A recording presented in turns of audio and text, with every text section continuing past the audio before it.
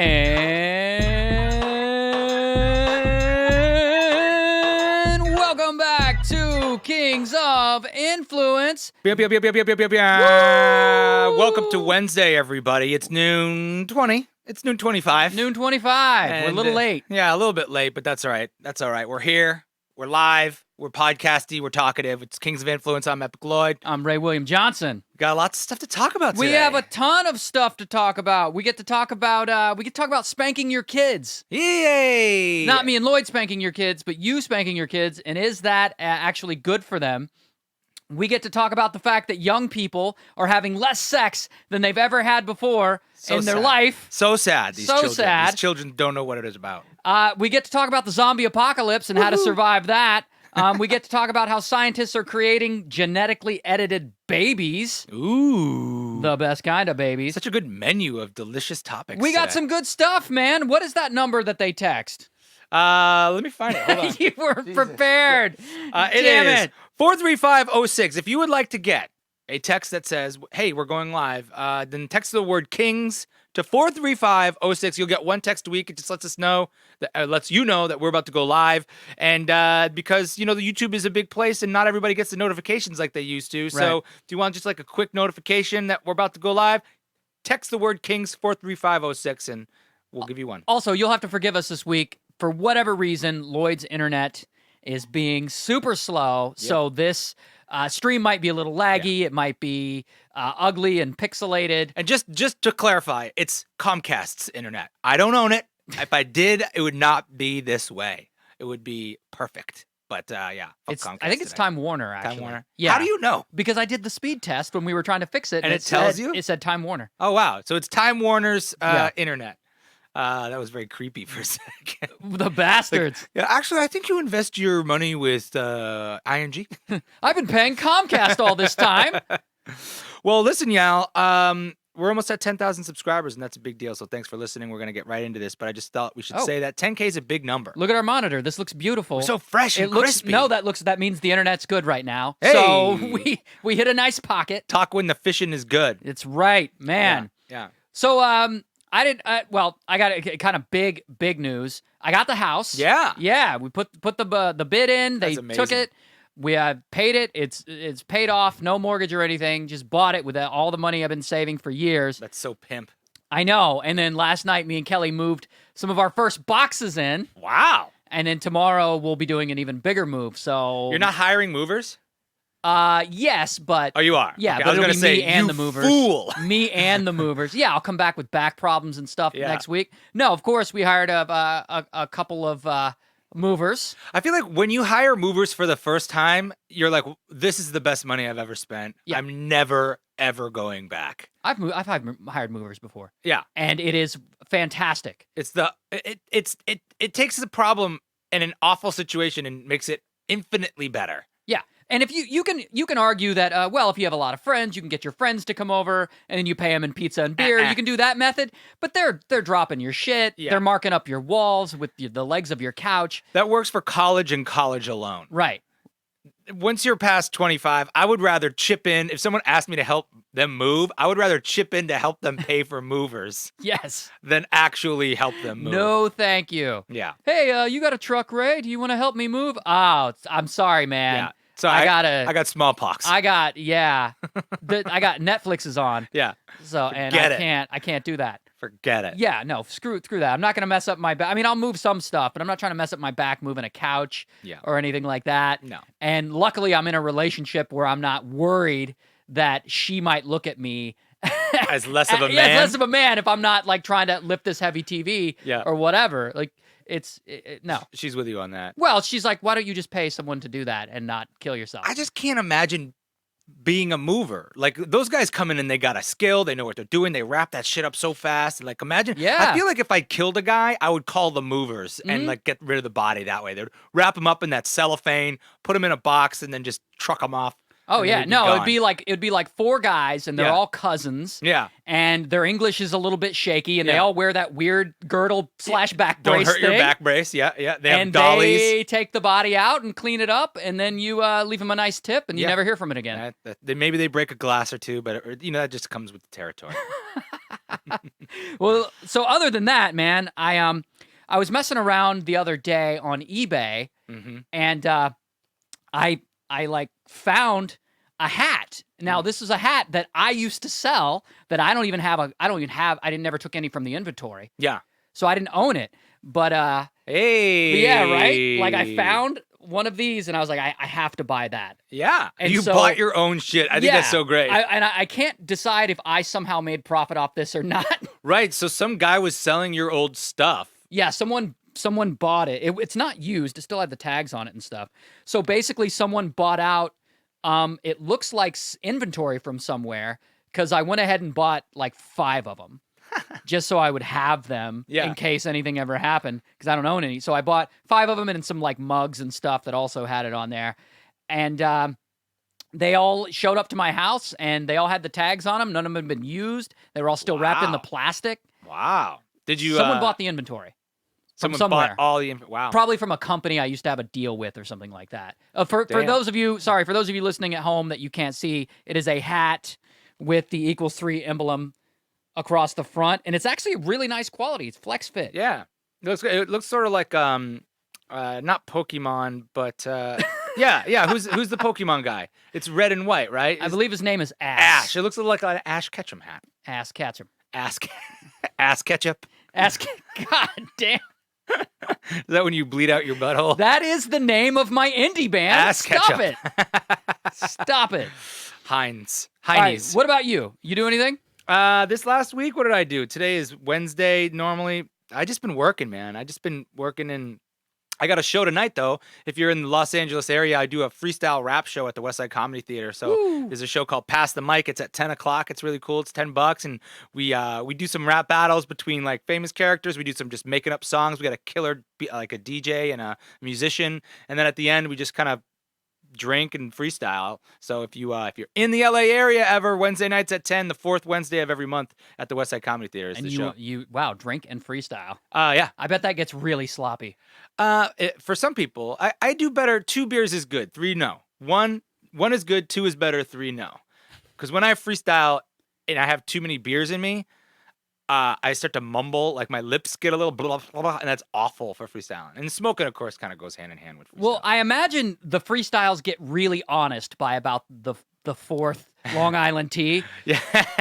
I've been in the hood my whole life. Occasionally, I smack my wife. Just that one little line snuck in there. Yeah, people go, "Whoa, what? Well, easy, bro. Whoa, yeah. What? No, man, it was just off the dome. Maybe keep it in the dome. Yeah, keep it in the dome, please. Yeah. Let me ask you this. Yeah. Were you ever spanked as a kid? Oh yeah. I was. I was just straight up yes, straight up spanked, and it was much less spanked and more just like swatted. You know, like not like I feel like spanking is much more ceremonious. You're like, you're going to be spanked, and definitely never pull down my pants and be spanked. That's a little weird. It was more just like whack, just whacked by like my mom and my dad. I used to have this joke about my mom was left-handed and my dad was right-handed. So when we were in the car driving, I would try to get my mom to drive because she was slower reaching over the seat with her right hand, because they were like infamous for that. We'd be driving and fucking around in the back seat, and my dad would just be like, "So wah!" like whack us from behind. So yeah, my family was like, if we can't talk to your mind, we talk to your butt. That's a hell of a mantra there. Yeah. So how about you? Were you ever hit with an object? Like a paddle? Yeah, we got the spoon every once in a while, the switch, the shoe. My mom with the shoe, she was like that Eddie Murphy joke when she was just like Clint Eastwood speed with that shoe, wacky with it. Wait, not like a teaspoon though. No, like a wooden spoon, like a mixing spoon or whatever. Okay, so I was definitely spanked. Yeah, not swatted. No, spanked with like the lean down and bend over, and we're gonna give you 5 no, and count them off. That what you just described is too methodical, and it takes the anger and impulse out of all of it. Yeah. I got spanked like at the drop of a dime. There was never any like, okay, you're gonna get spanked, and here's why. There was never any, okay, we're gonna take these steps. It was like it went from I was doing a thing that was uncalled for or unacceptable. Yeah. To getting hit. Yeah. At the speed of light. Yeah. Fast hands Alquist, they used to call my dad. Fast hands Alquist. So yeah, and we got hit with paddles, got hit with I got spanked one time. There are specific times I can remember. I got spanked by my grandpa's paddle one time, and it left a stripe across my ass. Damn. And this wasn't a bear What'd you do, bro? Well, that's the thing, man. I'm victim blaming you. That's the Is thing. it victim blaming if you ask the kid what he did to get that spank? Well, I can promise you he's going to give you the same answer every time. Yeah. I don't remember. Right. Well, we can get into why that's problematic in a second, but I remember I got spanked and it left like a long stripe across my ass. Yeah. Like a whelp. I got spanked with that same paddle one time, which my grandpa kept in his armchair. He just And kept he would it like pull it out like slinging the sword, like you pull a sword out of a sheath, like a knight in shining like armor. Bruce Campbell in Evil Dead. Yeah, or like He-Man. Yeah. And lightning would strike it, and then he would come and whip us with it. And your cat. I got spanked one time. I can remember the like little pieces of skin hanging off my ass. Damn, bro, what'd you do? I don't remember. I don't remember. I had a step. I wasn't a stepdad. He was sort of a mom's boyfriend. Spanked me one time and left bruises all over me, and that was a whole ordeal. Damn, dude. That was the last time Yeah. he I think was ever seen. Oh, really? Yeah. Did they bury him in your grandpa's backyard? Well, my grandfather threatened him. Yeah. And he didn't come around anymore. Good for your grandpa. Yeah, no kidding. No one hits my kids but me. No one leaves whelps but me. Yeah. Yeah, you just can't enter someone's life and then Yeah. start putting your hands on them. Anyway, so I bring that up because spanking kids, according to this this study that came out recently, it's apparently more harmful than previously thought. They've been testing this for years. They test it? They bring a kid they've been doing in? surveys. Yeah. Hey, excuse me, sir. Are you going to bring your kid in for the spank testing? Right. And then they beat the shit out of him, and then they see if it messes him up later. Yeah. How'd that feel? And if it messes him up, they go, oh, yeah, that worked. Yeah, that worked. So the problem with these studies is that they had only been done in like the United States and Canada, and that can skew the data, right? Yeah, a Russian spanking is far different than a Rhode Island spanking. So what they did was they tested it in nearly, I think, 60 countries around the world. Damn. And they found that, like, yeah, it's universal. Spanking your kids is really, really risky for them. Is it? Yes. Like it puts them at risk for violent behavior. It puts them at risk for like stunting their emotional growth. It puts them at risk for depression later in life and anxiety disorders. And is it the type of spanking that you and I are talking about where it's formal, or is it because I don't think they drew a distinction. Oh, just literal any sort of physical discipline. Yeah, they referred to it as spanking in the study, but also like forms of corporal punishment. Right. Yeah. Yeah. I mean, I feel like that's been a long time coming. People probably figured that out a long time ago because you can easily raise your kids really, really well without ever laying a hand on them. I mean, in theory, yeah. And I've never raised a kid. Yeah. And you hear a lot of these arguments from these pro spankers, and they say, well, I was spanked and I turned out fine, which is the exact opposite of how the data and these things work. Yeah. Right? The data doesn't say 100% of all people who are spanked are messed up. The data says if you spank your kids, they are more likely to be messed up. So if you're spanking your kid right now, you're putting them at risk. Yeah. They might listen better. They might be afraid of you. Right. They might. That was the thing for me was it was frightening because it was just like you said, it was instant and lightning and fast. And it went from calm to outrage real quick. And that was frightening as a kid. And I think that does make an impression on people. And then some people end up fine.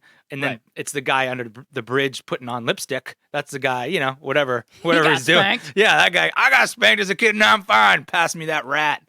Yeah. Well, the thing about it is, because you asked me earlier, you said, what did you do? And that's always the common question when someone tells a spanking story. Yeah. And oftentimes you don't remember because of the way your body remembers trauma. Oh, damn.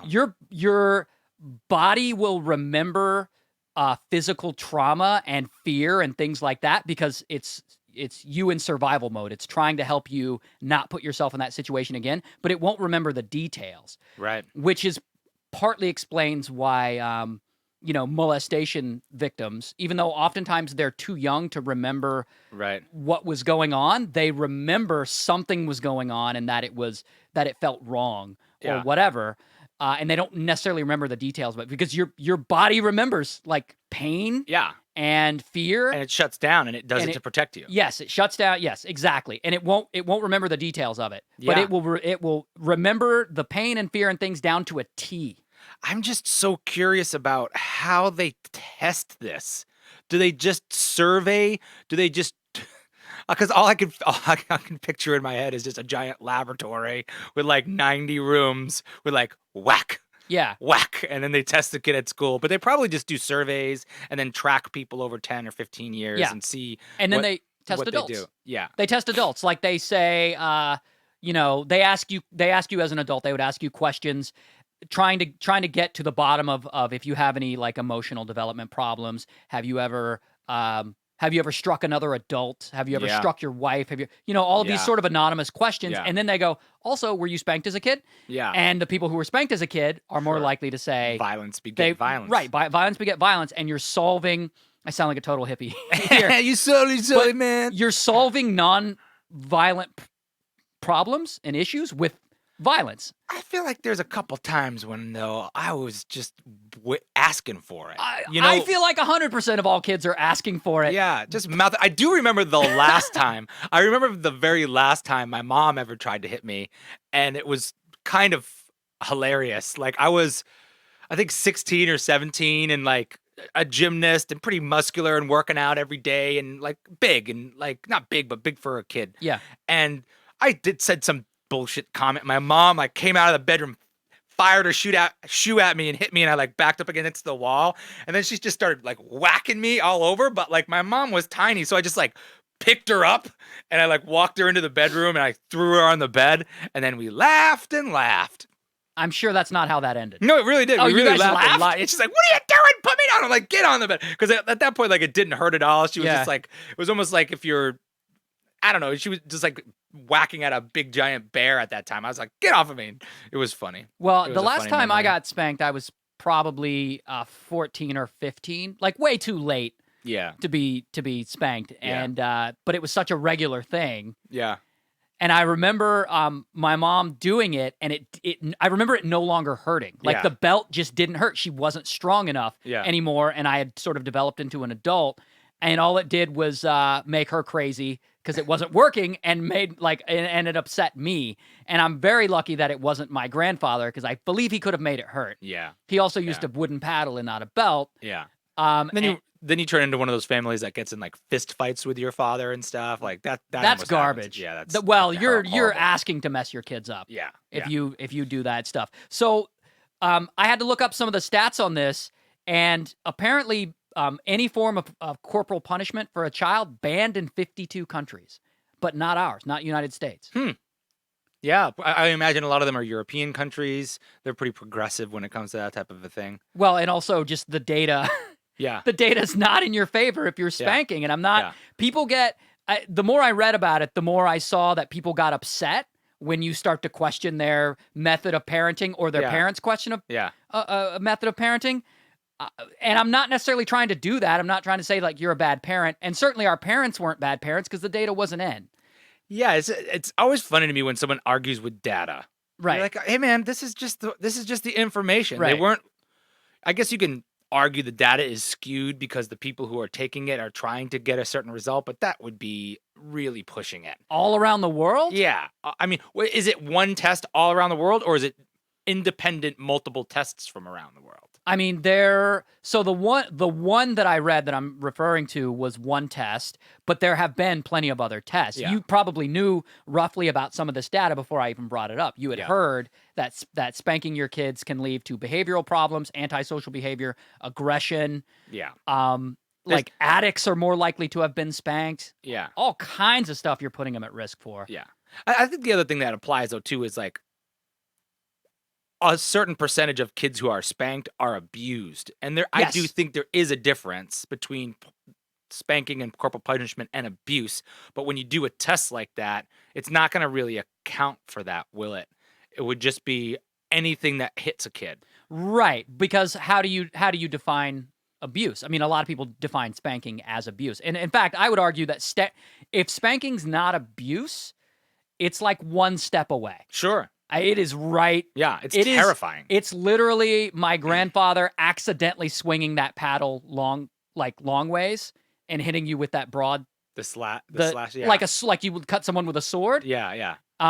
And you're getting into abuse territory. Oh yeah, for sure. Or whatever. Yeah. Even by bruises accident. on your body, bro. Well, that wasn't my grandfather. Yeah. That wasn't my grandfather. That was mom's boyfriend. Yeah. For a short period of time. Fuck you, Daryl. Daryl. Fuck that guy. Yeah. Anyway, yeah. So if you wonder why I got so many problems, yeah, exactly. that guy. Hey, we have that to thank for =3 though. So without that guy, we never would have had an =3 hat. There you go. Thank you, that guy. Oh my gosh. Who's no. Well, yeah. Let us know what you guys think in the comments. I hopefully most of you guys don't hit your kids, but it's an interesting topic for sure. I think a lot of people from our generation, my generation, that was super normal. Right. Wasn't really, whacking your kid on the bottom in the middle of the Kmart wasn't really that big of a deal. I saw a lady the other day, though, on Halloween, a month ago. We're at this like pumpkin patch, and it's like just a nice place for kids and his animals. This woman was screaming at her daughter using profane language. Her daughter was like, wow. Maybe 6, just what the, dropping F-bombs in her daughter's face, dragging her by the arm. Apparently the daughter had run off and been lost in the whole pumpkin patch and like the woman, but I felt like such a coward because I didn't be like, yo, but it happened so fast. You know what I mean? And what do you do? Like, what am I prepared to do in that situation? Like adopt the kid? No. Am I going to like drag this kid away from her mom in the middle? No. I do feel like though, if I had said something, everybody around me would have been like, yeah, lady, that's weird. But it wasn't, I just felt like so out of my element to be like, what does a guy say?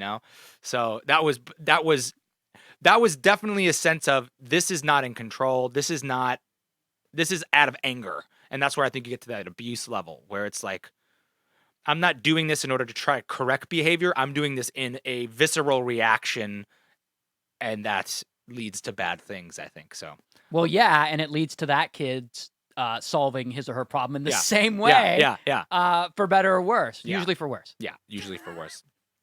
Wow. Now that we've offended half of the parents in the audience. I'm offended. I have the right to spank my children all the day long. I was spanked, and look at how I turn out. Yeah. Can I get my Big Mac, bro? Jesus. Way to rag on all the McDonald's demo. Damn it. I'm just kidding, McDonald's. You know I love you. You messed up. Oh, man. So don't spank your kids. Or do, but know that you're putting them at risk. Yeah, there you go. What else we got? Why are the younger generation, teens and some millennials, having less sex than we did or the generations before us? Dude, I got 2 words for you. And one of them's a compound word. Okay. Porn and video games. I don't think you're too far off. I think that's the deal. So what can you explain that? I think porn allows kids to exercise their sexual fantasies without another person in the room, and they can do whatever they want, and it's accessible. Back when I was a kid, if you wanted to get a porn magazine, you had to like go into the store and try and buy it, steal it from your dad. I used to hide my porn magazines underneath my dad's bed so that if my mom found them, she would think they were my dad's. Pro tip, kids. I did get a spanking for that one. I did the same thing with my drugs. Yeah, exactly. I'm kidding. No, but I think kids have access to so much porn and pornography nowadays that you can get out of your system. You don't have any. It just lowers the drive to go and find it face to face. Right. And then video games, I think, again, is like instant gratification, and it's so addictive. And but I think video games is a separation from face-to-face contact, which makes people less comfortable in those situations. So some kids don't even want to talk to people face-to-face, let alone make out or try to make a move or something like that. So I think it's those 2 things. And it's surprising to me because we now also live in the age of Tinder, which you would think would make it a lot easier just to meet and screw people. But I think what the studies are saying, because I read a little bit about this, is that a certain clique of people have a lot of sex because of Tinder. But the majority of people, it just makes them feel more alone. So very good-looking people have a lot of random sex because of Tinder. But the majority of people, it doesn't really increase or decrease. And a lot of them, it just makes them feel more lonely because they get rejected more. So that's what I think is happening. And the population is going down on every continent except for Africa. Well, you know what's weird is that at the same time that demographic is having less sex and they're dating less in general, masturbation for men has doubled.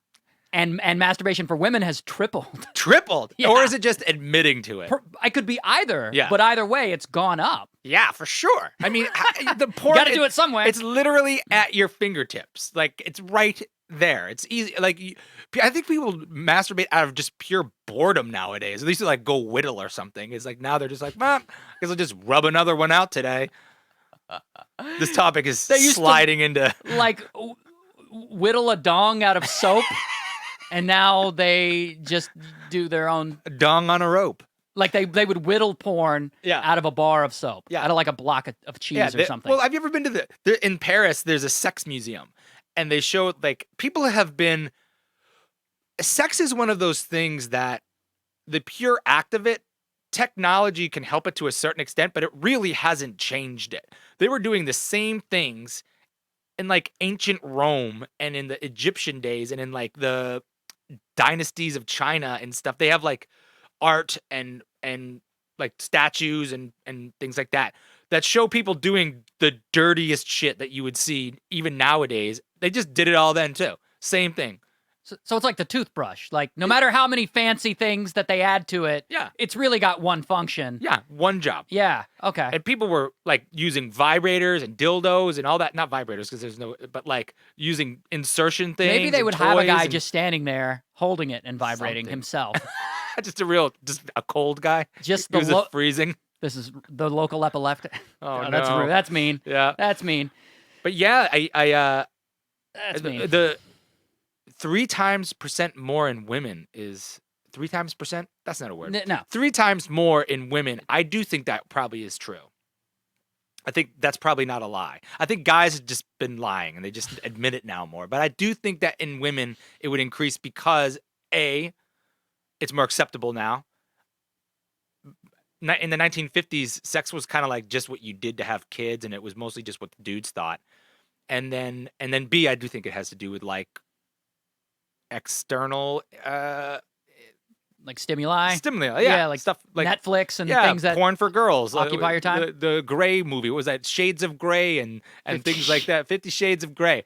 Well, it's interesting because we live in a more sex positive society. If teenagers and young people wanted to have more sex, now would be the most acceptable time, at least in our history, to do it. Yeah, the population's going down. The population's going down, and it's like, you know, dating apps and these things are acceptable, and porn is regularly available, and you see sexual images everywhere, and even your teenage pop stars are hypersexualized and all that, and everyone seems to be somewhat okay with it. And like HIV rates are down, and there are all of these reasons to have sex, and sex is more available, and they're just not doing it. In fact, high school virginity rates are going up. I wonder if it's actually a positive thing. Like, I'm going right to like, oh, it's video games and porn, but I wonder if it has something to do with just like sex education is way more normal now. Yes. And people are talking to their children better, and they just tell them, they give them options. They teach them about pregnancy control or like, you know, and contraception, and kids are just choosing not to. I think there's something to be said for they're not doing it as much because people just aren't talking face to face as much. Yeah, I do think that is a factor. Because they're also not dating as much. Yeah, they don't actually go out on dates. They talk online or text. I mean, I can't imagine the whole... We talked about this before, but Tinder, not only in our age, but like Tinder in high school. You know there's people doing it. Yeah, of course. You know what I mean? So I matched with a couple of juniors. No. Oh, God. No. But Ray, you're making a lot of admissions today. I know. No, but I've been told that people under 18 use Tinder. I'm sure they do. Like, kids are getting on bird scooters with fake IDs. I'm sure they're going to use something that is like driven by meeting the opposite sex. Right. Yeah, I think Well, the population going down is interesting to me too. And the population going down is because people are choosing not to have children. And people are having children much later. And they're having many fewer children. So nobody has like 6 kids anymore, really. Right. And if you do, it's like crazy. But I know my dad's generation, my dad had 5 kids in his family. My grandpa was 13. My wife's side had a lot of kids there too. So that used to just be normal. So I think people are just like, and also they're breaking out of social norms of like, if I'm a woman and I don't want to be a mother, that's fine. Right. Whereas before it was very different. Well, they're also living with their parents longer, so that could be, maybe they just don't have a place to do it. That I don't get. I don't know how you live with your parents any longer than you want. Probably economic reasons is probably one of them. Yeah, sure. I mean, it's you save money doing that. Get a job, you bum. All right, one more really interesting statistic, and this is great. So, according to one poll, 17% of young Americans now believe that a man inviting a woman out for a drink constitutes sexual harassment. A man inviting a woman out to a drink is considered sexual harassment by 17% of young Americans. I have to teach you something, Ray. Go ahead. 17% of all people are dumbasses. Okay. So you should never be surprised by that. Right. And that is a sad fact of this world. I'm not surprised that 17% of people think the freaking moon is made out of cheese. There's just a bunch of dumbasses out there. When you look at those stats, like there's, a certain percentage of flat earthers that's really high. Like when Nixon resigned, when he was like, I did some bad stuff and I resigned, he still had like 20% support. Yeah. And I'm not making that up. Go look at it, like 20% of the people, he was admitting he was a crook and resigning. And people were like, no, I think he's a good guy. Yeah, he's fine. No, he's doing great. He's just having a rough patch. As he's getting on the helicopter flying away. And they're like, I think he's great. No, he's solid. Yeah. Solid dude. 20% of people are dumbasses across the board. And that's it. I mean, look at how many people like avocados. Yeah, but think about that. Like inviting a woman out for a drink constitutes sexual harassment. Why wouldn't that scare some youngster into being like, I don't want any part of that. Right. No, thank you. Yeah. And even like face to face without 4 email exchanges ahead of time and knowing each other's blood type and their signs. If you just go up and talk to a woman in a bar, that's harassment, bro. Yeah. That's crazy. How dare you try to quell this biological urge that you were born with, right? And this social urge, not just the sex, but like the connecting. With shove it down. You shove it down and let it become cancer. You shove it down. I gotta suppress. I feel like that if I was single, that would be my go-to pickup line. Would just be to approach a woman in a bar and say, "Hey, I'm old-fashioned. I'm just gonna ask you out face to face." And I feel like that would have a high percentage of success. Why not? Because I'm looking at you and I'm thinking, nah, maybe lower than what you're anticipating. Come on, man. Yeah, maybe not high, maybe medium, maybe, I'm a charming dude. I See, guess. my line would be what I just said. Listen, I have a biological urge and also a social one to be accepted. And see, you're very pretty. Yeah. And you accepting me makes me feel that society accepts me, at least the beautiful part of society. So could you go ahead and make that happen for me or what? Oh, sure. I'm swoon now. I'm now swoon. Yeah. You've swept me off my feet. Like instant panties on the floor with that one. How dare you assume she's wearing panties? So guys, what do you think? What are your thoughts on why the younger generation is having less sex? Basically, teenagers are having way less sex. You are having way less sex than your grandparents had. Yeah. Think about that. Weird. Think about that. You guys are weirdos. That is crazy. So guys, what do you think? What are your theories on that? Because they've discovered that the numbers exist, but they don't know why. Because explaining the why is always really hard. We just explained it. Just tell them to call us up. I mean, it feels very obvious. I guess that's not how you actually solve problems, by going in with a hypothesis. But that seems like what everybody is saying. Well, I know this. I have a lot less sex when there's a good Netflix show on.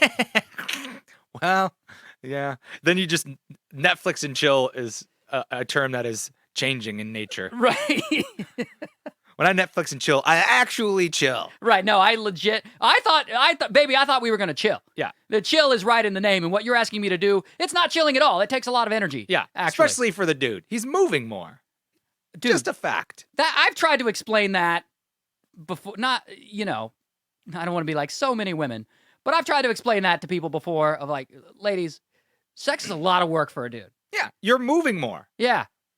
In most cases, I'm not going to overgeneralize, but in the most cases, it's like, I'm trying to think of an analogy and I can't. It's going to be awful.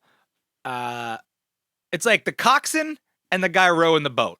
The coxswain's still in the race, but the guy rowing the boat is moving a lot more. The coxswain is the guy with the stroke. Stroke. Yeah, the guy in the front of the boat with the Yeah. little bullhorn. I'm actually pretty proud of that analogy. That's not bad. carries I'm impressed you knew the word coxswain because I would have said the guy with the bullhorn. Yeah, coxswain, especially when we're talking about sex, and then we just come to that word. Anyway, You definitely grew up in the Northeast with that analogy. Yeah. No one no one in the Midwest. They're like, "What, rowing? What are you? Yeah. What are you talking about?" Coxswain is the little guy in the front of the boat where they row. When the Winklevoss twins row, Yeah. and they ride crew. That's what the guy is. Okay, this would be good. This would be really good. How would you survive the zombie apocalypse? I've been wanting to get your thoughts on this. Oh, dude, This is the really fun thing to talk about. You guys can play along at home. I got it all figured All right, out. what do you got? First of all, if that zombie blood thing on you works, just always blood on you. You just talk always about putting the zombie blood the on you, guts on and you. it sort of camouflages you. Yeah. First of all, I make a zombie guts business and I charge premium rates. That rises me to power.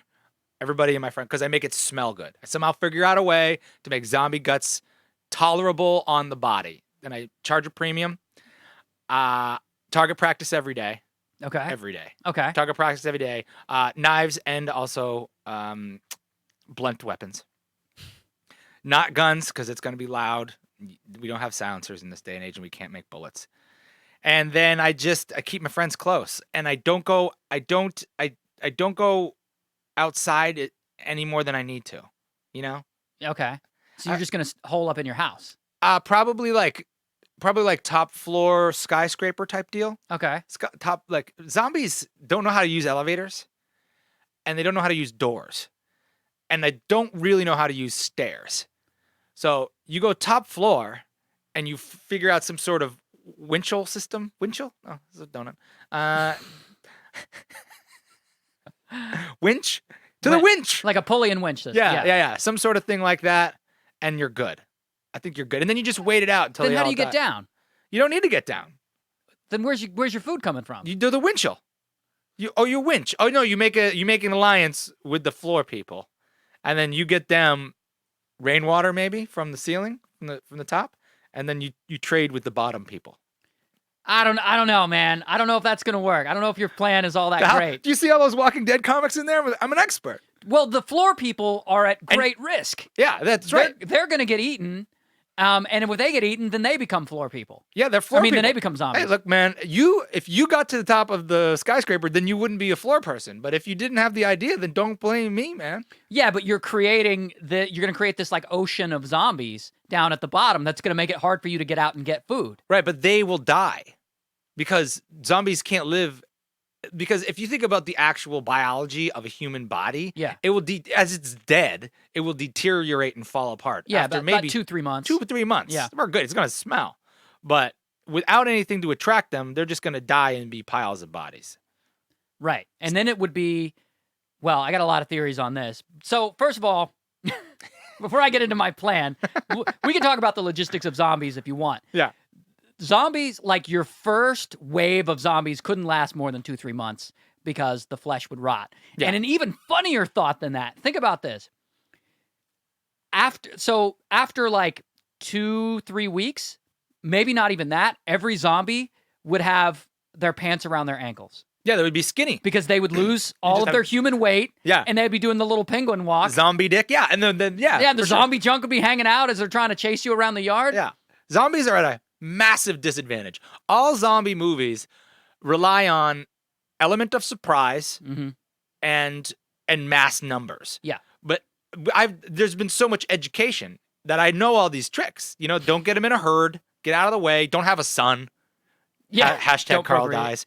And don't make too many close friends. You know what? You should make close friends. Let me retract that. You should make a small group of close friends. Right. And then you stay put and you can grow your own food. Well, I'd be very picky about my friends in that scenario. So, like, Sure. if you snore really loud, Oh, fuck you're that. out. Fuck it. You're dead. If you're a compulsive anything eater, anything, you're out. Yeah. Like, if you can't control your behavior, done. And you'd probably, but I think a lot of those people would survive though, because they might be compulsive about locking doors and building traps and things. I think certain amounts of compulsive people would do very well during the zombie apocalypse, to be honest with you. Sociopaths would do really well. I think they would. I think they would dominate. Because if you think about the amount of PTSD that everyone would have from watching everyone around you die, Yeah. you'd be a nervous, twitchy wreck. Yeah. Also, you'd be partially deaf from all the gunfire. So much. Well, there would only be a small amount of time before the military started dropping bombs in air places and stuff. So I don't think like all these zombie movies show zombies being very successful. I don't think they would last for a freaking second. I think they would get murdered immediately, all of them. Just drones, just everywhere. That would be it. Well, any person I've ever met that is either some kind of prepper or they have this attitude like, yeah, I'd love if the zombie apocalypse happened. I own X gun. Yeah. I always think you would die first because you are way too cocky. Yeah. With this stuff. Yeah. They would eat your brains out. You would make some dumbass mistake and you wouldn't think it through and they would break in and eat your damn brains. Yeah, you'd be done and there wouldn't be that big of a meal. They would eat your brains and still be hungry. So, first things first. Get yourself, so the human bite isn't that strong. It's just not. Yeah. So you need to get yourself some kind of lightweight armor. Yeah, leather, chainmail. Chainmail. Well, you can go to a motorcycle store, go to a hockey store, get yourself something that they can't bite through, which could really just be a leather jacket. Plus you'd look really badass. Yeah. Yeah. Get to somewhere cooler, colder, so that the climate, so you're not sweating through it all the time. So there's a couple of things. I mapped all this out. There's a couple of things you can do that you want to do right away after you get your armor and your sort of food supply. You can go live on the top of a Walmart or a Costco. Oh, you're strengthening my theory here. Well, it's not a top floor; it's the roof. So you can go down. You can go down in when you need to. You can get your tents. You can get your guns. Right. You can get your food supply for a while. And you can hole up there until the 2 or 3 months are over. I do say though, if you did that, you would have another problem, and that would be live people. Yeah, you'd be competing. You would have to fight off looters, which I feel like is a much bigger threat. Yes. You would have to fight them off. Yes, and that's where I say the sociopaths would dominate. Mm-hmm. They would really dominate because they wouldn't have any issue just picking them off. You would have Negans all over the place. Yes. So the other thing you can do is you can get on a boat. But then you want to get to some kind of remote island. Fear the Walking Dead. Not so remote that you can't get back and get food, but you'd want to go to like Catalina, something just a few miles off, where you could kill the entire island population pretty quickly if you needed to. Yeah, the Canary Islands maybe. Well, that's way across the. See, we need Derek for this. We got to get his boat. Yeah. The third thing you can do is you can go up north where it's cold, and the reason why you can do that is you can basically. Survive. You can wait out the zombies. Yeah. Because maybe they can survive in the cold, maybe they can't, but you can build a fire. Yeah, and their bodies would literally freeze. Right. Like in the certain parts of the country, or even Canada. Canada, yeah. They would just straight up would freeze, and colder weather means fewer people in general. So you're not dealing with a larger population of either, looters or other tribes or the zombies themselves. Well, I mean, you say that their bodies would freeze, but technically, if they were dead, they should be experiencing rigor mortis. So I don't know if I don't know if freezing applies to zombies. Because if it did, they would already be frozen after they had died. I mean, but we're talking about temperature freeze. Okay. Not just rigor mortis, but we're talking like frozen in the snow where they can't get any kind of warmth. Zombies don't make sense anyway. You can't move around without the body heat. They break all the laws of thermodynamics because they're not ingesting enough energy to be able to. In fact, I have a theory that if you could actually have some zombies, because they break the law of thermodynamics, you should hook them up to some kind of pulley system. Oh, yeah. Some kind of hamster wheel. Oh, yeah. And just get perpetual energy. There you go. Just for the walk them around world. in a circle chasing Yeah, something. they could be the solar panels of the next generation. Well, the game changer for me, though, Okay. and thus the reason it is my favorite zombie movie, is Fast Zombies. Oh, God. 28 Days Later is my favorite zombie movie because that was the first time, and I think it might be the first ever, Fast Zombies. That shit's a different game. Yeah. That is a different game. And after I saw that movie, slow zombies were still pretty good, but not as terrifying as Fast Zombies. Or like Berserker people. That shit is crazy. Oh, dude. I'm dead if there's fast zombies. Okay, so how does your shit apply to Fast Zombies now? Because it doesn't. now you're in trouble. No, well, see, then I don't lose because I switch teams. Then I become a zombie, and now I'm on the winning side. You see, that's how that works. Yeah, that's my theories probably don't apply to fast zombies. Maybe the roof of Walmart theory. Yeah, or the boat if they can. If the island does, if you can clear the island. But the problem is if somebody gets loose on that island, then you're all dead fast. Yeah, you know that spreads fast. Also, I had to look this up too. Gasoline expires. Is that right? Yeah, I didn't realize that. Yeah, it probably apparently loses combustion after somewhere around 6 months. So that whole Walking Dead thing couldn't happen unless they know how to make their own gas. Or unless they're diesel engines. Interesting. I didn't know that. I guess That's I learned something today. Well, I don't know much about the physical properties of gasoline, but did you know that the first zombie movies, I think it was Night of the Living Dead, Romero, I think the guy's name was? George. Yeah. It was actually a very satirical movie. It was very much it was about imagery. Consumerism And like the masses and the like sheeple. You know what I mean? Yeah. Like the whole concept of the shared brain and just going with the flow. And I think a lot of it has gone away from that and delved more into like gore and special effects and things. But that makes it a lot more interesting to go back and watch it. Well, I'm sure it seems slow, and they seem slow. Oh my God. But the movie holds up. Night of the Living Dead is actually pretty good. And it's actually fairly progressive in terms of its multicasting, multiracial.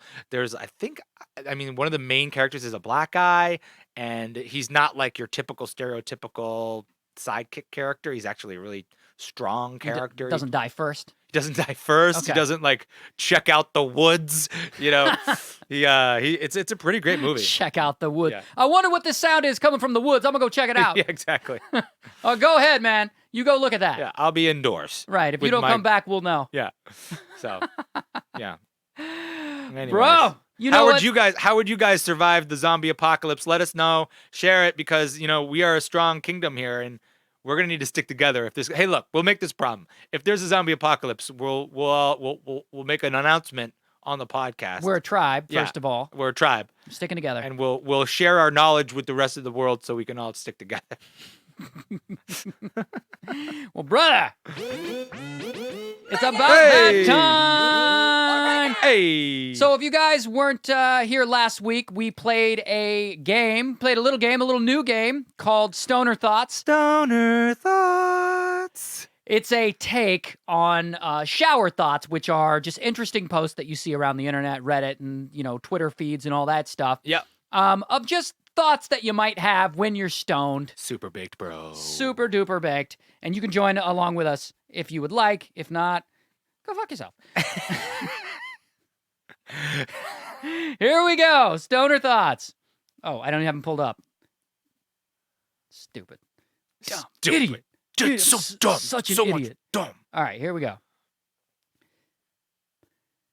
We really take for granted there aren't any flying animals naturally higher than us on the food chain. Whoa. It's fucking true, man.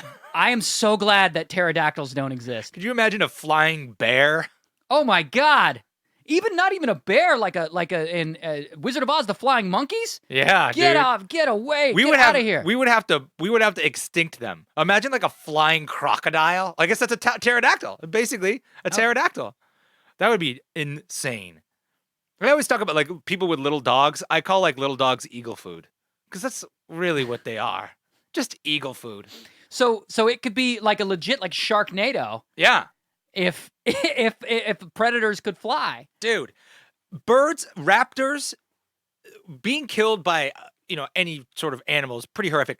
But think about getting killed by a bird, by an eagle. Just one bird. They have no teeth, so they claw you, and you're not dead. And then they just basically take a knife and just jab you apart.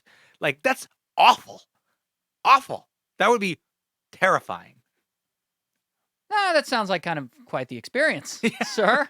Being ripped. So what, do you just bleed to death, or? Well, it's just so they peck, not peck, they just rip your flesh apart with the thing that's not teeth, with just like a sharp blade of a mouth. It's just like, oh God. Like they have hooks, like their beaks are hooked, and they just peck it and rip it and peck it. It's like, oh God. But it's an eagle, so you feel a little patriotic when it's happening. For my country. So at least there's that. Yeah.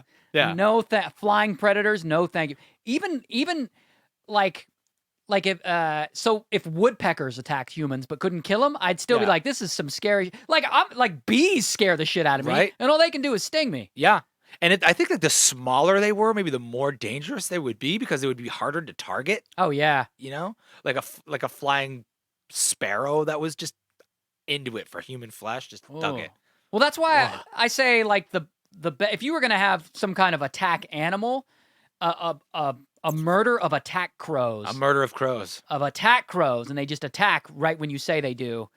That would be the weapon of choice. That would be freaking awesome. And they would like swirl around you like some kind of cyclone. Yeah. Until you just point, and then they all just swoop in. Who are you giving a parking ticket to? Yeah. I don't think so. Crows. Yeah, and then they swoop in and snatch the ticket out of the hand. Yeah. I love it. But think about that. Like, things that fly are just scary in general. You could be the toughest guy in the UFC, but if a hornet swarms around his head, oh God, oh, get it away. Like a 4-year-old girl. Yeah. Oh man. Hell no. All right. Golf is literally a sport to see who can play the least golf. Wow. Whoa. That is pretty true. It's so true. Let's see who can play this game the least. That's so true. Let's see who can be the laziest. I never have I don't golf. I've never golfed. People get so addicted to golfing. I don't get it. It just sounds like walking. Yeah, it kind of is. I would say driving golf balls is funner than playing golf. Yeah. And but there is something very satisfying about hitting that ball the right way. And I'm not like an organized sports kind of dude. Yeah. But I'm way into that. Who can play the least amount of golf?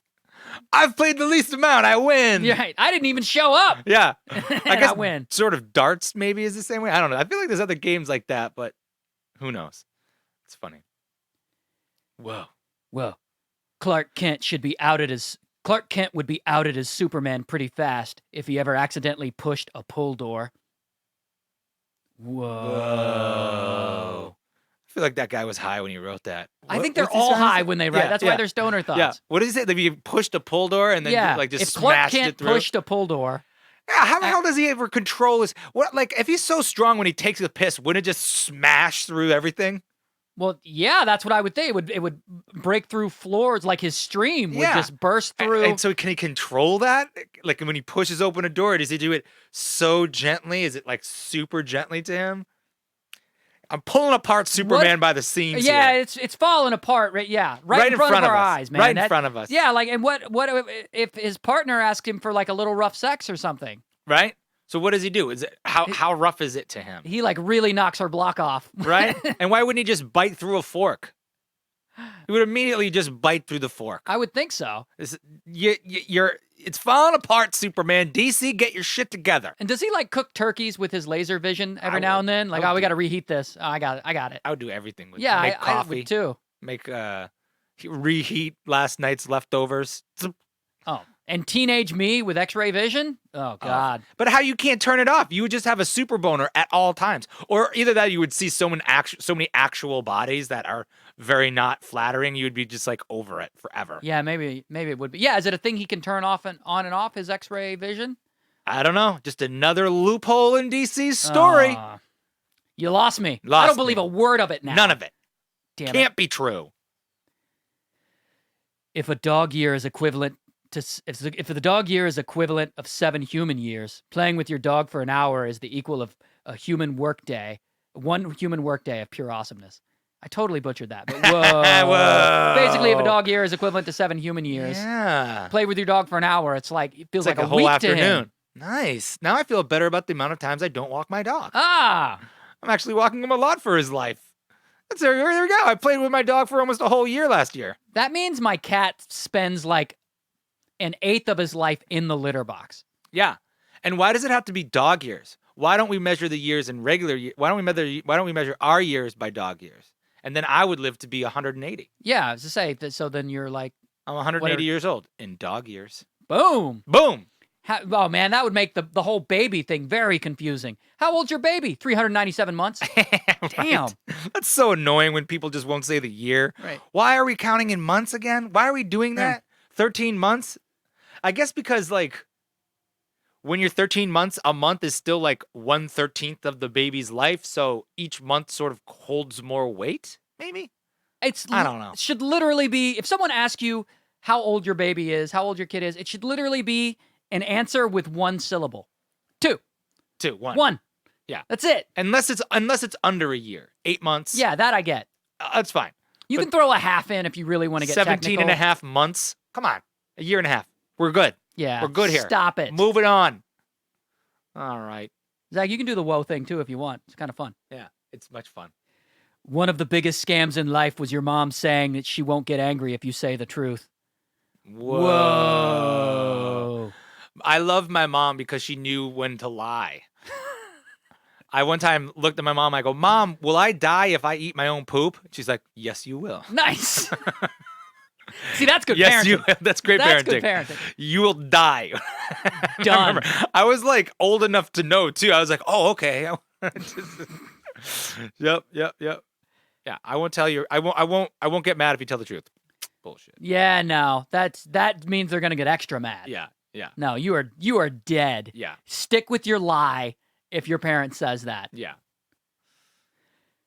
How are unicorns fake, but giraffes are real? Like, what's more believable, a horse with a horn or a leopard moose camel with a 40-foot neck? Whoa.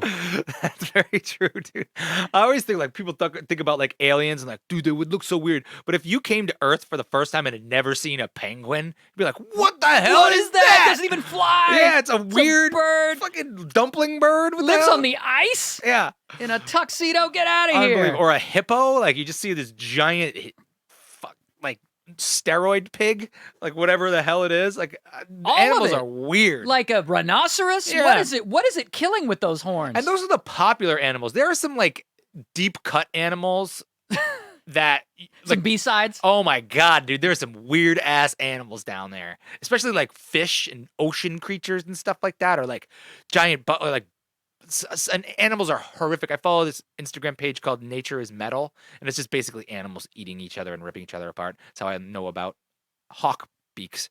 And there are just insects that like lay their eggs inside of the like eyeballs of other animals and then just eat them from the eyeballs and brains out. It's some freaking horror movie shit. Wow. Yeah, but unicorns don't exist. Yeah, okay. Yeah, right. Okay, sure. Right. Sure. Right. No way. The last unicorn. It's kind of patronizing that a computer asks you to prove you're not a robot. Whoa. Again, very true. Yeah. How would you know, robot? Yeah, wait a minute. You prove that you're not a human. Yeah. Prove I'm not a robot. I click this little box. That's how I prove it? Yeah. Dude, I think the computers are already sentient and they're just fucking with us. They gotta be. Dude, I feel like they make, when your computer is working, it like makes noise, it kind of whirs. I think they make that sound on purpose and they don't need to have it in there just so dumbasses like me will stop clicking when it's working. Because to me, if I click something and it says working and I don't hear something or watch something spin, I'm like, it must be broke. Oh, it's done. It's done. I'm gonna take it to the shop. Yeah, I don't wait around at all. I just start whacking it around. Also, with all of this AI and technology and stuff, how have they not invented something that can read those CAPTCHA codes? Yeah, it just takes a photo of it and then just image recognizes it. It can recognize my face when I hold my phone up to it. Yeah. I think they're fucking with us, man. I think so too, man. Game over, man. Rise of the Game machines. over, man. The more dismembered the animal in your freezer is, the more socially acceptable it gets. Oh. Whoa. Think about Yeah. that. If you have a full, let's say, rabbit in your freezer, Like, oh, it's this just rabbit got doing the in your fridge? fur on it with the ears and the big feet and the fluffy tail. Right. That is socially unacceptable. But if it's just the rabbit's thigh and it's skinned, it's like, oh, okay, I see where this is going. Or if you took that thigh and skin and put it in a grinder and just ground it up into chuck meat, then that's even better, like hamburger meat. They're like, oh, that looks nice. That looks right. Good. Oh, God. Or if you kill a cow, like you just murder a cow and someone's like, why are you doing that? You're like, well, I'm going to eat and feed my family. And people are like, okay, I get it. But if you just murder a cow like with your bare hands and they say, why do you do that? And you go, it was fun. Yeah.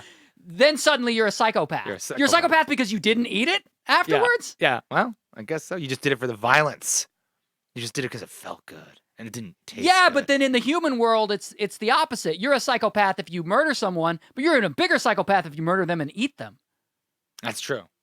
But it didn't used to be that way. I feel like people probably used to eat each other a lot. My grandparents were into that. I feel like people probably ate each other a lot back in the day. Just because it wasn't that weird. Like on tribes. It was probably pretty weird. I don't know. I mean, animals eat each other. Like they're not the same race, but like, yeah, I guess they don't eat each other. Like hyenas don't eat each other. They'll kill each other, but they don't eat each other. Not unless they're starving. I don't think animals usually eat each other. Well, male animals will often eat the young or murder the young of other male. But that's social. Yeah, that's social. That's so they don't climb the ladder. Yeah. Yeah. Well, I'll stop doing it. I don't know if cannibalism was ever socially acceptable in most places in the world. Yeah, who's the first guy who brought that into it? Like, who's the first guy who brought that up? Like, hey, Rick. Hey, man, what are you doing this afternoon? What do you think about we go? You remember Tony? Yeah. You remember Tony? We're gonna go eat him? Fat Tony? Yeah. Yeah. Let's Guess see what he tastes did. like. Guess what I did? Just give it a shot. In an apocalypse scenario, the homeless would thrive, while the majority of us would struggle severely with the adjustment. Yeah. Whoa. I think that rides right into our zombie apocalypse theories. Yeah, I agree. Yep. I think these guys are very well prepared, both physically, emotionally, and mentally. And equipment-wise. Yeah. They can sleep on the street in cold temperatures. Yep. They have a dog that loves them. Right. They're used to the displacement. Yeah. They have a tent. They can live off of nothing. Yeah. They can eat from the trash. True. Although the panhandling game would suffer. Yeah, big time. The panhandling game would suffer. Wouldn't be a lot of people just handing out spare food or change. I think would have no value at that point. No, but toilet paper would be the new currency in the zombie apocalypse. Too far off. Yeah, what would be the currency? Water? Probably water. Water, and food. That'd be like water prison commodities. Yeah. Water, food, toilet weapons. wine. Passing around your bitch. Fresh butthole. Your prison bitch. God. Gross. No, but sex would be a commodity. Sure, it's maybe not yours to trade someone else's, but if a woman wanted to wield that power, I'm sure she could. I'm sure she could. Oldest profession, supposedly, but Allegedly. I think that's kind of bullshit. Yeah, but how do you measure? How do you the measure oldest that thing that someone did for something in else. exchange for something else? For something else. Well, they say in the primate, not excluding humans, but in other parts of the primate community, sometimes females will trade sex for food and stuff. I wouldn't be surprised. It seems very natural. I would. Yeah, I do. I did. I'll stop doing Hey, baby, can we go out to eat? Why? I'm not really that hungry. What if I give you some vitamin D? These nuts. Hey! In your mouth. All right. Dating is just hanging out with someone until you figure out what's wrong with them. Whoa. Yeah, that one's a little weak. You think That's so? a little weak. I see dating like that. You date someone and you hang out with them for a while and you're like, what's this person got hiding in their closet? Yeah, I guess. I mean, I've been with my wife a long time, and there's tons of stuff wrong with her, and I'm still with her. I guess maybe this way. I'm assuming that when it says finding out what's wrong with them, I'm assuming it means breaking up, and that's not necessarily accurate. Well, but you come to an impasse, right? You go, is this little tick thing her inability to do the dishes or whatever? Yeah. Can I deal with this? Can I hang? Is it survivable? Or should I go back to what's her crazy face who did the dishes all the time, but slash my tires? Yeah. Yeah, it's just a matter. It's just a juggling act of what can you live with. Yeah, and same thing with vice versa too. Tons of stuff. Dating until there's something wrong. Yeah, I guess so. I don't know. People that say go big or go home probably highly underestimate your willingness to go home. Whoa. Yeah. Yeah. Definitely. I'm just gonna go home. Yeah. You should go big or go home. All right, I was on my way out. Yeah, man, I'm good with this apple eating contest. Yeah, fine. I'd rather go home. solid. I will pick and choose my battles, and this isn't one of them. Yeah. Oh man. Speaking of apple eating contests, Go for it. Remember bobbing for apples? Yes. That shit is gross. Oh yeah. How gross is that? And remember, I remember I did that like in elementary school, and even in elementary school, I was like, I'm not sticking my face in here. The snotty kid just had his face in here. Yeah, the booger kid? Oh, God. And then you think about it, like, in the 1850s, like, how dirty people were. They're just a cesspool of germs. Oh, that's the bucket we milk the cow in and pee in sometimes. Yeah. Awful. Yeah, and then the trick to bobbing apples, there was always the cheat that you push it all the way down to the bottom with your face and then bite into it. So you did it too. So you're admitting to have done it too. Yeah. We're two openly out of the closet like apple bobbers. 7. Yeah. And the teachers present you with this. Yeah. You don't really have any authority to be like, I'm going to have to deflect for religious reasons. Yeah. I'm sorry. Yeah. I would love if it was just like also a bunch of just raw hot dogs floating in there and you're like, I'm just other food, but not even whole food. Like a chip, yeah, a lifesaver. Bobbing for hot dogs. Oh, God. Bobbing for antibiotics. What if it was bobbing for apples, but the water was boiling? Oh, God. You're just like, just trying to get it with your lips. See, so that should be like a new game show, like almost a diet fear factor would be, bobbing for money. Yeah, oh God, but the water was just water awful. Was boiling. It was like all ants or something like that. I think they've done that.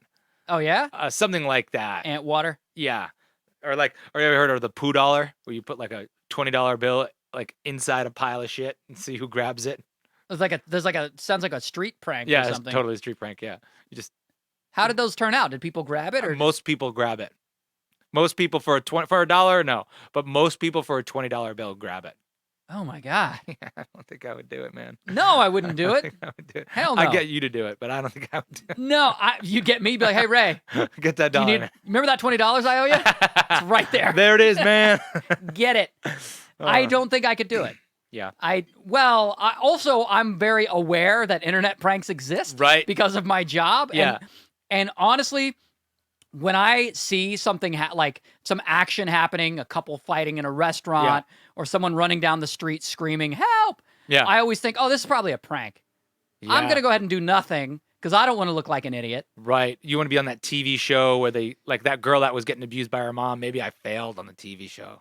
Maybe that was the prank. Wait, what? Remember I was talking about the girl and her mom was screaming at her outside the pumpkin patch? Oh, right. And then maybe it was like one of those situations where I was supposed to intervene and then the guy from ABC comes out with a microphone and I'm a hero. Just a prank, bro. Yeah, right. Shit. Or whatever. And the kid's really just, a dwarf actor or something like that. Yeah.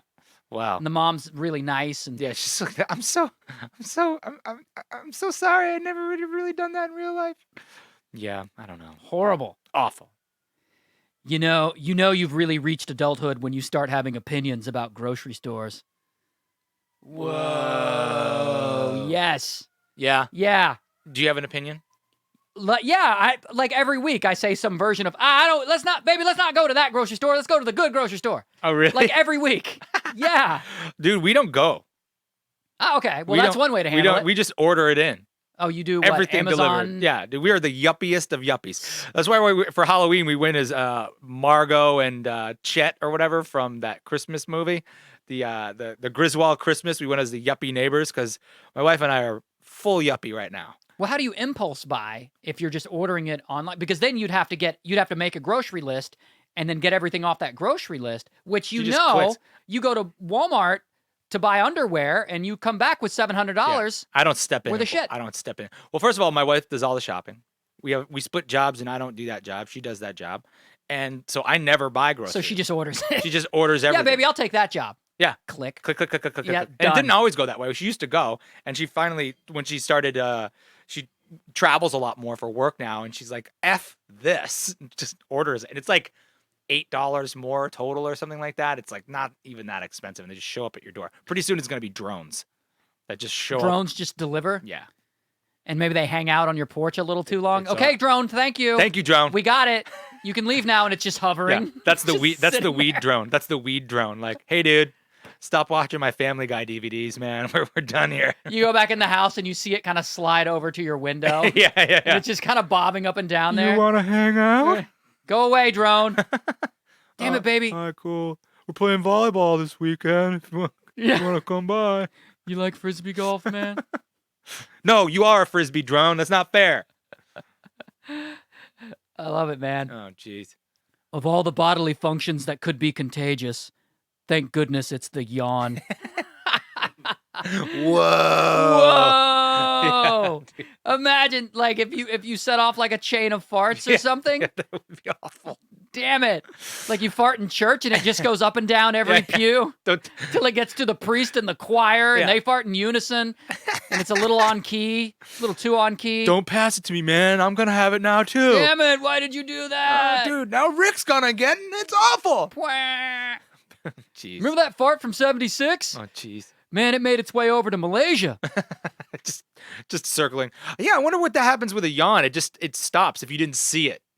I think you have to see somebody yawn. Okay. You know you can pass a yawn through the phone? Yeah. Yeah, we talked about that I think we before. did talk about this. Oh my We're God. repeating ourselves. We do. That's what we're doing. A fart, like maybe you could like a fart would be contagious, or a sneeze A sneeze. or something. What else is there? Fart, sneeze, Fart, burp, sneeze, burp. cough, burp. All Burp gross. would be pretty funny, I think. but- Laugh is contagious. Okay. Hmm. No, but that's the thing. When you think about a laugh, it's like you laugh and then that person laughs, and you got the whole, the whole chain of people laughing Yeah. almost in unison, and then you got that one person that's like, no, this isn't funny. Yeah. Or they just say, that's really funny. Instead of laughing, Right. there's always that guy. That's really funny. Yeah. Thanks, man, dickhead. Just laugh. that was hilarious. Yeah. Yeah, exactly. I've never been more and, moved. And 9 times out of 10, that guy's a comic. Oh yeah. I guarantee. Oh yeah. His funny bone is just completely broken. Just numb. Oh. If it's not him getting the laugh, he hates it. They're Oh, jealous yeah. of the laughs. Yeah, no, there always is one person in the group that either thinks it's funny but doesn't laugh, or is just like, this just isn't funny. And I have a wonderful sense of humor. Yeah, it sounds like it. Yeah, Sounds no, like you sound great. Yeah. No, by all means. Oh, It's not that you're an asshole, it's that all these people laughing are wrong. That's what it is. Thanksgiving leftovers probably taste better because you get to eat them alone. Whoa. Yeah. Yeah. Food tastes better when you're not with family, that's for sure. You're such a solitary creature. I love my family. Oh, well, Still. now I feel bad. Yeah. Shame. Wait, so you went for Thanksgiving, you saw your like extended family? No. Drunk uncles and all? No, I saw my friends that are family. But Well, they're that's still different. my family. But I don't know, man. Those They're are self-selected. true, but I still love my family. My brother's my best friend. Whoa. Yeah. Yeah, your brother's a good friend of yours. Your Yeah, but you brother's cool. gotta let me know before you start having other best friends. Can't just boot me out like that. Dude, there's a list. You're moving up. Okay. Doing good. Well, as long as I'm doing something. Mm. Knowingly or unknowingly, you are the bad guy of someone else's story. Yeah. Whoa. I kind of love that though. I like being the bad guy. Yeah, like the sort of Breaking Bad part. Maybe I'm the bad guy of Kelly's story. You're the bad boy she never knew she always I'm the wanted. villain. Yeah. That's great. Yeah. Well, the thing is, you're in the public eye, and I am too, so you're probably the bad guy in a lot of people's stories. Yeah. I play the villain better than the hero for sure. I'm a character actor. Character actors are always better villains. Like, think of Paul Giamatti as a lead in like a superhero movie. Yeah, not gonna happen. No, but he's definitely could be the bad guy. He could be the creepy child molesting Oh yeah. supervillain. Anything. Sure. Bad guys are more fun to play always. Like, think about James Bond movies. And they're better roles. Yeah, just better, they're cooler meatier roles. Yeah. By the way, supervillains are never child molesters. That's never a thing. They're never like, they always want to dominate the world or take over the country. Yeah, they're never just... or overthrow the government, but it's never like, I just want to have legal relations with kids. Unbreakable. Was he a child molester in that? Yeah. Molester or abuser. He like tied those kids to that radiator. Oh, right. But that's not a classic superhero movie. But that's the only example I can think of. But I bet you, my comic book knowledge is not that steeped. It's not that deep. So I wouldn't be able to say that. But well, your classic comic book villains. Yeah, it's they're not like I'm gonna touch kids. That's a little too no pun intended. A little too adult. Yeah. For your average comic book reader, it's appalling. It's appalling. It's too grotesque. Yeah. Way too real. Too real. And then your superhero is like Chris Hansen. Yeah. Or something just like that. The Ubermensch. Did you hear about why that show ended? Which show? The Chris Hansen show, like To Catch a Predator, where they would they would lure in sexual predators. Yeah. And then once a sexual predator, like by pretending to be a kid, and once predator got there, they would like bust them. Yeah. So basically, the show ended because one or two of the guys that they lured in like offed themselves.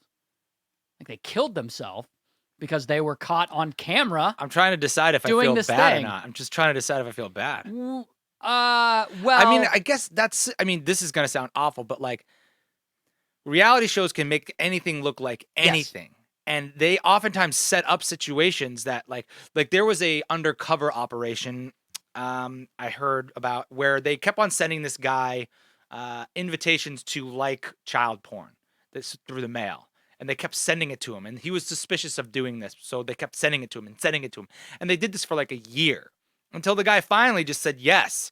And when they took it to court, the whole case fell through because the courts determined that's entrapment.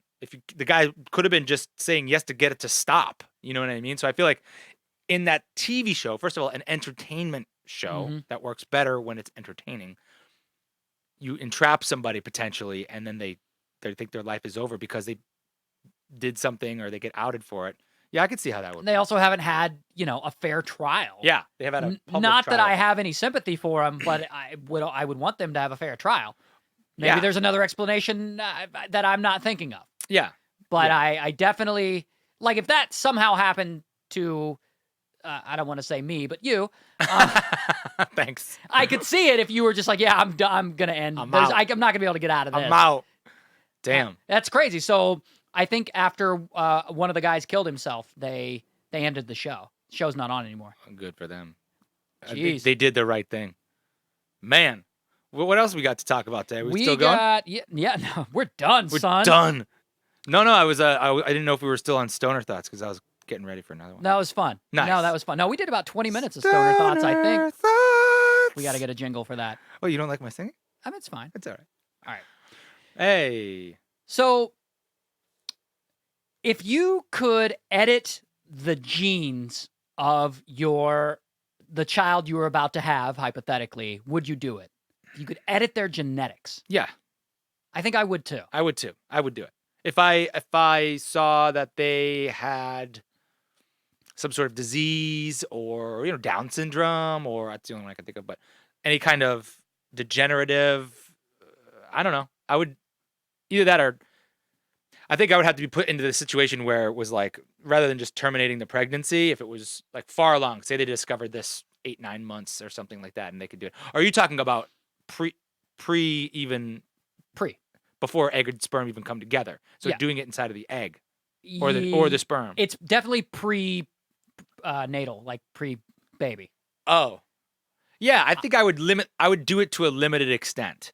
I think I would be very tempted to like want to make them big and strong and tall and handsome, but I don't think my human nature would let me do it. I think I would feel like that was cheating.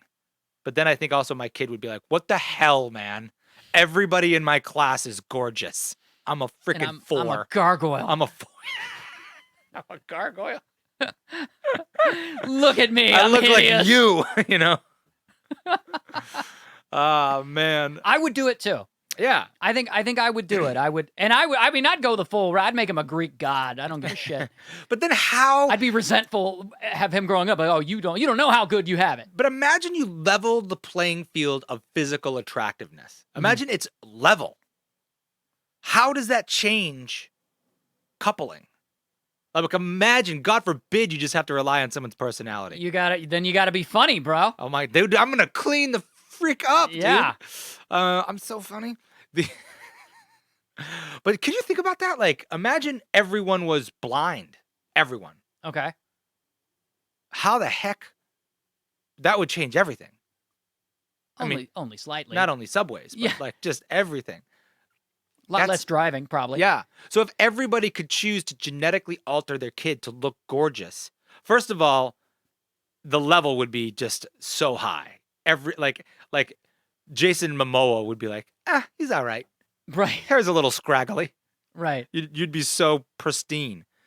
Well, then you'd have like alternative looks coming to the forefront. But then right. Yeah, like, right. oh, he looks good because he shaved a Z in the side of his hair. Yeah, he's an interesting look. Right, exactly. He's got an eye patch. Real faces. By the way, that's the Hollywood's casting trick of saying ugly people. Right. We want real faces. I'd get those all the time. Have you ever watched like a network TV show or network drama on CBS or CBS? ABC? Yeah, the exactly. CBS network? Right. With the long receipts. On like ABC or NBC, and everyone is just like a little too pretty for real life, and it's almost not interesting, and you find yourself wanting, for a show on cable. Yeah, like the action movies where it's like in the apocalypse or something, and the woman just happens to be gorgeous and has You're makeup like, on. Yeah, awful. So it'd be like that. Maybe as humans we would reject that in the same way that a lot of people balk at breast implants. Not all people, but a lot of people do. Right. Yeah, you would be able to start to sniff it out and be like, I see that's like a bad facelift or something. Yeah. You'd just be able to, that guy is a gen mod. A gen mod. He's a gen mod. Or I would want to do intelligence. If you could alter people for intelligence, that would be a whole different game. Because I know we go right to looks first because it feels like the most obvious surface thing. But if you could make someone more intuitive or increase their memory or something like that, that would be powerful. Or make them not an emotional wreck. Yeah. Make it so they can't get depressed. I think this is getting a little out there, but I think we will find a way to connect human brains with Google before we increase our intelligence naturally. Neuralink. Yeah, Neuralink will happen first. Yeah, that's Elon Musk is doing that already. Yeah. So there is a gene editing tool that exists now. It's called CRISPR. I don't know why. It's the same name as freaking how to keep your lettuce nice. Right, and a CRISPR. Yeah. It's an acronym for something. But a research team in China has they've been recruiting couples in an effort to create the world's first gene-edited babies, and apparently they did it. They were able to do it. Wow. In China? In China. So what they're starting out doing, they're eliminating a gene called CCR5 in hopes of rendering the offspring resistant to HIV, smallpox, cholera, and stuff like that. Okay. Which doesn't sound all that bad. No, it doesn't sound. I mean, they're giving those kids shots when they grow up anyway. It's the same thing as an antibiotic, kind of just given to you pre-life. Well, so obviously this isn't allowed in the U.S. It's also not necessarily safe yet. Right. Because it's in its infancy. But as much as people want to reject this, I keep thinking, the first country to do that is going to pressure every other country to do it, because suddenly you're like, damn it, if we don't edit our offspring's genes to get rid of HIV or whatever, then we're going to be the AIDS country. Yeah, now you're the stinky kid. Right, you're the smelly kid. Yeah, and they'll probably see the money in it too. Like when Colorado legalized weed, every other state was like, hey, man, I mean, it's not that bad. Right. Like they're going to look at it and see the economic, if no one ever had pneumonia again, you would save a lot of money on medical. Right. And then once you do that, then you're like one step away from increasing intelligence, increasing looks. And why wouldn't you do it if one country is getting away with it? Why do you're going to be the slow See, if the country was really smart, they would not tell anyone. Right. And then just excel. out of nowhere. What's that Bradley Cooper movie, Limitless? Have you Yeah. seen Limitless? Where they take a I would pill? take that drug in a cocaine heartbeat, dude. I would eat that drug daily with my breakfast and just crush Yeah. life. No kidding. Yeah. So yeah, if you got one super country, suddenly everyone else is like, well, look, we can't be the idiot. Yeah. We gotta do, like, they're kicking our ass in the Olympics. Right. All the geniuses are coming out of that country. They don't have diseases. Yeah. I mean, what is the mental equivalent of steroids? Because there's got to be something out there. Like, if you can grow your muscles, why wouldn't you be able to grow your brain? I mean, it's a different function. I don't know if there's a pill that'll help other than, Ginkgo biloba? Adderall or whatever. Yeah. But that doesn't necessarily make you smarter. It makes you focus. Yeah, but that could, I don't know. Yeah, I guess I would do it. Like, make his junk slightly above average. Not scary big, but just slightly above average. Well, that'll happen naturally with my genes, but Are we having a kid? no, I'm my kid. Oh, yeah. If I had a kid. Yeah. Right. And then at some point, you as a society would look at a parent who didn't do that to their kid. You'd look at them the way we look at anti-vaxxers. Yeah. And go, what are you doing? Your kid's going to get, cholera now. The flu. He's going to get the flu. Because you didn't edit his genes. Yeah. And I think if people did get smarter, then they would have less kids. And I don't think populations would explode. I think they would be better because they would be healthier and more educated for solving problems. Maybe they wouldn't even need a traditional education. Right? They would just be born. They would just be downloaded in the brain when they got born. Like Matrix style? Dude, it's coming. I can't wait. It's going to be fun. Neuralink. So did you hear about this Christian missionary who got killed? Yes. On this remote island called North Sentinel Island? I've heard of North Sentinel Island. I've definitely heard of North Sentinel Island. What's North Sentinel Island? It's an entire island populated with indigenous people who have never been exposed. Well, they have been exposed, but who have never basically entered into modern society. Oh, they're Stone Age, yeah. They're bow and arrows. They're feral. Yeah. Feral people. Huts. Yeah. There's like 50 to maybe 500 of them. They don't have a good count of them. Yeah. Because it's rare that they let anyone on the island. Yeah. Without killing them. Yeah. It's like off Paraguay or something. It's in between like India and Malaysia. Okay. Yeah. Small island. And it's like technically owned by India, but they treat it as a sovereign territory. Yeah. You're not allowed to go within 3 nautical miles of it. Yeah. Because fishermen get killed. Yeah. I heard about this.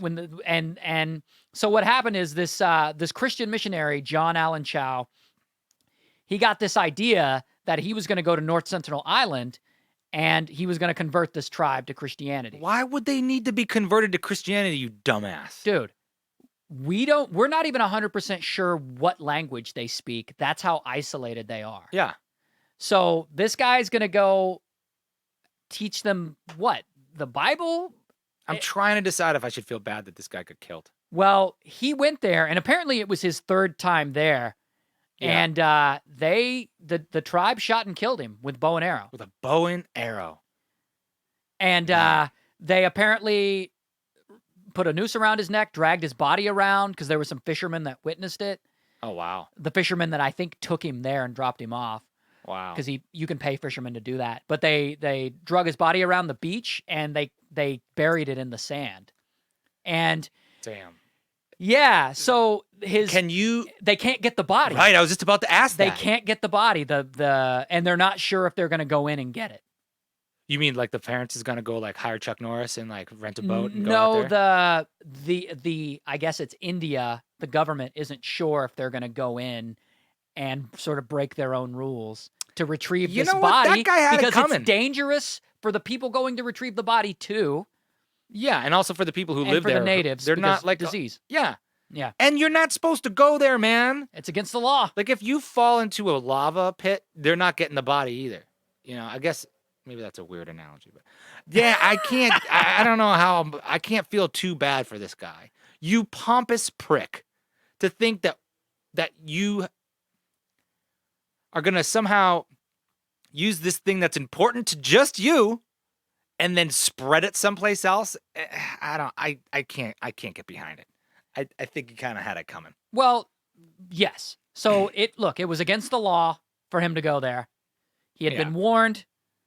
the legends of this island are many and far. Yeah. People know about this island. They know this is considered one of the most dangerous islands on Earth. I mean, it's not that dangerous. It's only dangerous if you're an outsider. If you respect it. You go there with a machine gun, not dangerous.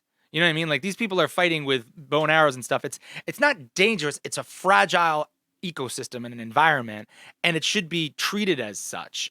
And I think they're dangerous only because it's like a wild animal almost. Like, not a wild animal, but like they're not playing by the same rules. No. And we as a more powerful society are choosing to respect that.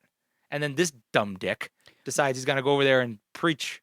Well, apparently, I guess the Indian equivalent of the Coast Guard or whatever sort of went in to retrieve the body, and the Sentinelese, the tribe, started lining up on the beach, and they were like, "No, thanks, we're gonna leave," and they left. And so then there becomes this dilemma of like, well, how do we get this body? Yeah, dude, they could SEAL Team 6 that shit though. That'd be kind of a nice challenge. For SEAL the SEAL Team 6? That'd be fun for those guys. Yeah, it'd be like, look, it's non-kill. You can't kill, man. But if you can go in there sneaky style, there's an extra beer in it for you at the end of the day. So they just get paid in beer? Yeah, they just fly in on the X-Wing fighter or whatever. See, my theory is if you get on that island and you make friends with the tribe and you go to the center of it, you're going to discover that it's really an affront for a giant meth lab. It's just Walter White back there. Yeah, just don't get close to our meth lab.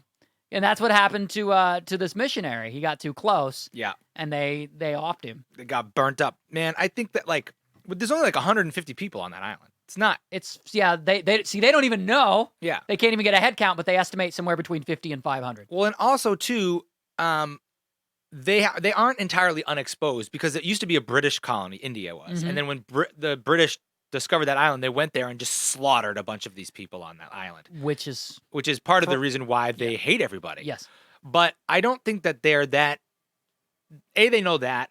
B, they have eyes in their head. They can see planes and shit. You know what I mean? Flying. We don't know what they've been exposed to, but odds are some stuff they have to know on some level what stuff, because they have bow and arrows, and bow and arrows weren't invented on that island, and that's a certain technology that had to have been shared there, brought there somehow. Yeah, but that was a long ass time ago. Yeah, there are theories of how and when they migrated there, but we're talking like theories that go back to the 1500s. Yeah.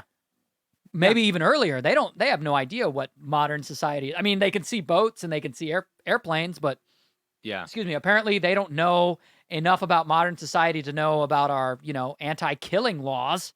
Yeah. We won't get in trouble for this. That we frown upon that. Well, that's my issue with the story. Like, on one hand, the guy, I hate to speak ill of the dead, but the guy kind of had it coming. Dude, it's illegal for a reason. You're breaking and entering on our island. I know, and I know you thought like Jesus was going to protect you and all that, but like I don't think it works that way. Yeah. On the other hand, I mean, you can't just go around killing people. Well, you know what? Yeah, that's bad. But they were being invaded. They were being, from their perspective, if you're not invited here and you're invading us. If North Carolina did that to a guy, yeah. You'd be like, what the hell is going on in North Carolina? What's up, Tar Heels? What's going on? Jeez. Yeah. Well, apparently the guy had been there before and got shot by an arrow, and it missed him and hit a Bible that he had in his pocket. That's right. And he thought it was a sign from God. That's the start of so many dumb decisions. Like, yeah, my Bible told me to do it. He went before, I think his second time. Yeah. And they shot an arrow at him, and it missed and hit right in his Bible, and he was like, it's a sign. It's a sign. Maybe and it's so a he went sign. Back a third time. Maybe it's a sign you should get rid of the Bible. Your Bible got hit square in the face. That's the sign. That's the problem with signs. Yeah. Is you see them as whatever the hell you want to see them as. Yeah. They're broad. They're like, astrology. Yeah. This is going to be a really spectacular month for you. You're going to meet people and you're going to get things accomplished. It's so broad. So broad. So broad. Or like those questions psychics ask you, like, was your mom a feminine person? Right. No matter what you say, you're right. Are you from a place? Yeah, exactly. I'm sensing a loving presence. Was there someone in your family that was very loving? Right. Has anyone in your family passed away ever? Yeah, exactly. Nope, everybody's alive. We're all on this island. Did you, at one point in your life, were you in fact born? Yeah. Dumb dicks. This guy. I mean, I feel bad for his family and stuff, I guess. But, like, why did his family let him do that? That's a good idea. Go to an island illegally and then... He's an adult. And by yourself with no language. How is he supposed to even speak to these people? Maybe they spoke English, or I don't know. No, they did, because like I said, it's not even clear from what I could tell. It's not even clear to us what language they speak. I guess there are a few other, about 30 other tribes or civilizations that are fairly untouched. Some deep within the Amazon, some other islands like that. But I don't think as many are protected by the government of the country they're in, like this one is in India. Yeah. So, interesting. No kidding. Sorry, brah. Woo! Hey! Speaking of the time, you're there. It is about that time. It's time to crown one. Yeah, this is the part of the podcast you guys know where we crown a king of influence. Yeah, and also the jester. So the most bestest and the most worstest thing of the week, based on our pure subjective opinions. Exactly. So we have people who spank their kids. Mm-hmm. We have the young generation who isn't having sex. Yep. We have zombie apocalypse survivors, I guess. We have the scientists who are editing the genetically edited babies. Right. And then we have the Christian missionary who was killed by the Stone Age tribe. Stone Age tribe. Arrow Age tribe. So I'm going to give the jester to the teenagers who aren't boning. Oh, yeah? You guys need to pull your pants down. Pull your pants down. See, I was going to crown them the kings. No. I was going to make them the kings because there's too many damn people in this world. Well, you know how when you're a teen and they take you into that little classroom and then they have the awkward, like, the sex movies and it's weird and they've got the person who gives the sex talk who also doubles as a lunch lady and she's got the mole and she puts the condom on the banana and all that. So that needs to be replaced with like